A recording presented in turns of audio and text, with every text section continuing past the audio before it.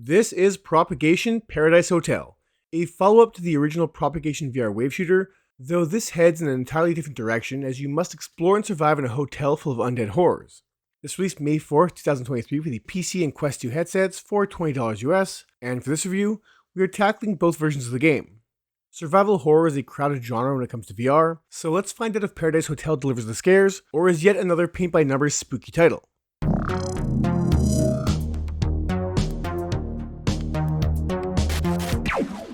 Hello VR horror fans, this is Ryan from the VR Grid, and before we get to it, don't forget to like, subscribe, and leave us a comment with your thoughts on this release. If you want to join the VR conversation, check out the Virtual Boys podcast, which airs live on this channel Thursdays at 9 PM Eastern Time. Now enough yammering, on with the review! Oh, and by the way, I'm a little sick when I recorded this, so bear with me. VR horror games are becoming tough for me to review for the very simple reason that for every Resident Evil Village or Cosmodread are a plethora of middling titles that carry similar stories, dated visuals, and more often than not, devolve into walking simulators with little else going on. I'm not saying any of these elements make these games bad, far from it, but the best VR survival horror games put those smaller efforts to shame, and while it might not be fair to compare AAA developed titles to those from smaller studios, that doesn't make these comparisons any less valid as we move into this next generation of VR. So with that in mind, let's see how Paradise Hotel holds up to current day VR standards. Propagation has you in the shoes of Emily Diaz, who's been stuck in the hotel for a few days now, locked in a kitchen with a security guard while supplies dwindle and both of you wait for rescue. A radio transmission is picked up, alerting you that said rescue is at hand if you can get to the roof, and that your twin sister is also alive somewhere in the hotel, leading you to leave the safety of the kitchen. Unfortunately, the hotel has been overrun by the undead as a virus has raced through the city, mutating humans into disturbing creatures that are all out to feast on your flesh. Soon enough, you'll be left on your own, though you won't be defenseless as you have a pistol at your side while you use your wits to navigate through the hotel. There are a few comfort options available, including teleportation or smooth locomotion, but at the time of this review, click turning is only available, though you can customize this with smooth transitions or instant ones. You can also adjust your belt, which carries your inventory, pistol, and health spray, with a flashlight being picked up early on that can be mounted to your chest and grabbed at any time and used by hand should you want to. Those main items will require ammo, antiseptic refills, or batteries respectively to keep being used, which can be found throughout the 3-hour-ish campaign, and while some may be in plain sight, many others will be hidden in drawers and closets, meaning you'll have to investigate every single container you can, a process which does get a little old after a while.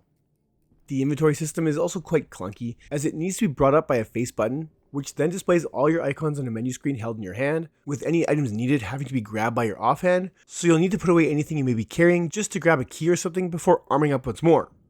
Thankfully, if you're holding one of those 3 main items, your pouch at your waist will allow you to grab refills for that item by just grabbing at it, making for a system that feels like it was designed for a flat version of the game, but with enough thought for VR immersion to ensure that in frantic situations it's still easy to reload and keep firing or heal up. While you will be slowly exploring this hotel, I wouldn't call this a walking sim thanks to the combat and stealth mechanics at play, plus the occasional puzzle that shows up. The gunplay is fairly basic, with there only being 2 weapons in the game, the first being your pistol and the latter being a shotgun. Initially you'll only encounter some basic zombies that can be downed with 3 bullets to the head, or a bunch more to the body, and while ammo counts can be plentiful on the lower 2 difficulties, it's easy to go through a lot of rounds if you're not aiming for the head. What's worse is that these felled zombies will rise again after some time, adding a little pressure to each area as the longer you stay in that area, the more likely the dead will rise once more, using up your precious ammo. If you are slow and silent, then sneaking is an option, but as these corpses do wander the halls, I found it better to just take them down so I didn't have to worry about them bug me as I explored nearby. The shotgun does allow for head removals, which will prevent them from coming back to life, and once I picked it up, I never used the pistol again. As far as the combat goes, it felt mostly fair, though I did find the gun's offset to be a little high, forcing me to bend my wrist a little more than what was comfortable, or just letting the zombies get a little closer to me for some easier headshots. Some of the faster enemies are harder to kill as they can take more damage than your pistol or shotgun can hold, and reloading or healing while they are chasing you down can be a bit frenetic and feel quite awkward at times. Should they get too close, you can physically push them away, allowing for a quick second to reload, and you can also dash in any direction by pressing the thumbstick in while moving in that direction, which will be needed for the mini and main boss battles as some of these foes can move quite fast. There is an autosave feature available on all but the hardest difficulty, with the other save option being a manual one that only lets you save a logbook found on each floor. The few puzzles I did encounter were relatively easy to figure out, or had nearby notes with combinations on them, and while they weren't very challenging, they did help the gameplay from feeling too repetitive. For those trophy hunters out there, there are 30 little squid statues hidden throughout the hotel, and in my first playthrough of the game, I only managed to find 20 of them, and I was searching every room for them, so keep your eyes peeled, if you care. The gameplay in here is serviceable, but what makes it better is the presentation, as, regardless of the platform you play this on, this hotel looks pretty freaking horrific.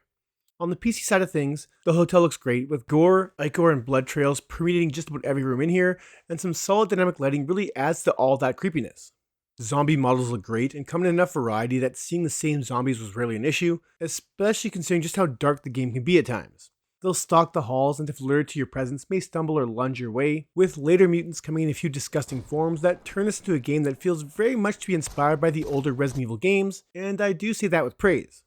There is an undeniable quality to your surroundings, with the 7-story hotel feeling very authentic to what you'd find in the real world, outside of some human-sized vents, though as this is a hotel, the few floors you visit will look quite similar as room designs and hallways repeat quite often.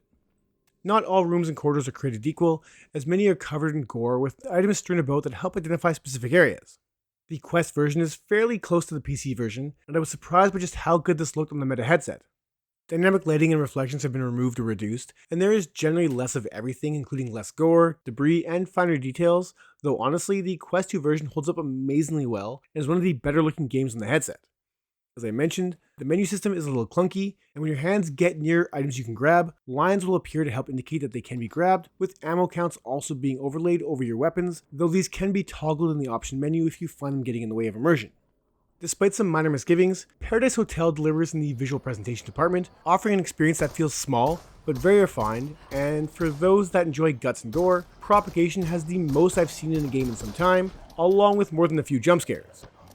Sound design is for the most part on point, with some excellent 3D audio and a ridiculously over-the-top unnerving ambience that never let me rest. When wandering the halls, you'll hear the screams and groans of the undead, the creaks of closing doors and the floorboards being disturbed, and any other number of effects that kept me feeling unsettled.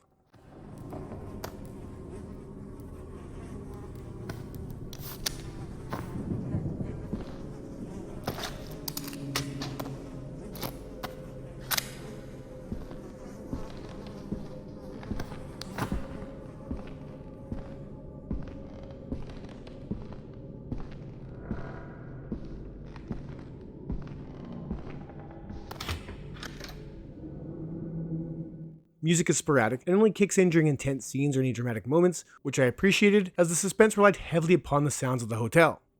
Outside of your own voice, the few other actors in here missed the mark, thanks in large part to some delivery by actors whose first language probably isn't English, though given the genre, I actually kind of enjoyed the B-movie quality of the performances, and they really didn't negatively impact the game or story at all. I don't want to overhype Propagation, though for the most part, I enjoyed this from the start to its very open-ended conclusion. It doesn't break any barriers in regard to setup, story, or gameplay, but delivers traditional horror tropes and in a quality fashion that was surprising. I wasn't a fan of the ending, as it heavily implies that there will be DLC or a second game coming soon, and does feel like half of the story, but given the price, what's here is still worth paying for. Where horror games in VR can be all too common and middling in quality, it's nice to see one that delivers a higher end experience, even though it's smaller in scale.